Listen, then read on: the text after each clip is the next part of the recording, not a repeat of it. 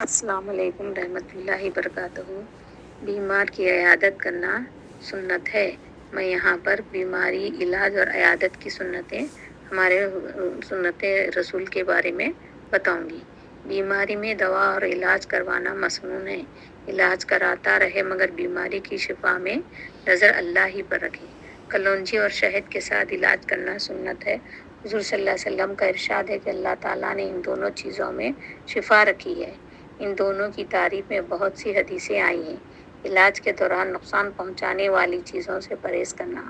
अपने बीमार भाई की इयादत के लिए जाना सुन्नत है। बीमार पुरसी करके जल्द लौट लाना सुन्नत है।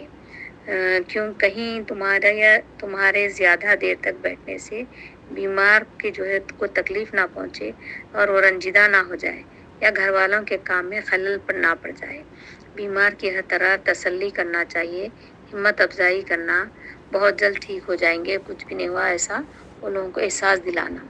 ये कहें इंशाअल्लाह तुम बहुत जल्द अच्छे हो जाओगे। खुदा ताला बड़ी कुदरत वाला है, कोई डर या खौफ पैदा करने वाली बात बीमारी से ना कहे। बीमार से हम नहीं कहना चाहिए।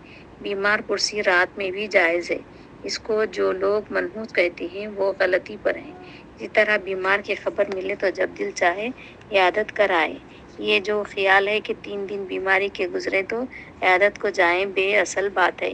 जब किसी मरीज की इयादत करे तो इससे यूं कहे ला बास तहूर इंशाअल्लाह, फिर इसकी शफायाबी के लिए हम उसके बाद हिम्मत अफजाई करना और 7 बार ये दुआ पढ़ें, अस्अलुल्लाहुल अज़ीम रब्बुल अर्शिल अज़ीम अन यशफिका। हुज़ूर सल्लल्लाहु अलैहि वसल्लम ने इरशाद फरमाया है कि 7 मरतबा इसके पढ़ने से मरीज को शफा होगी। हाँ, अगर इसकी मौत ही आ गई हो तो दूसरी बात अलग है। इस वीडियो को लाइक और शेयर कीजिए और सब्सक्राइब कीजिए। अल्लाह हाफिज़।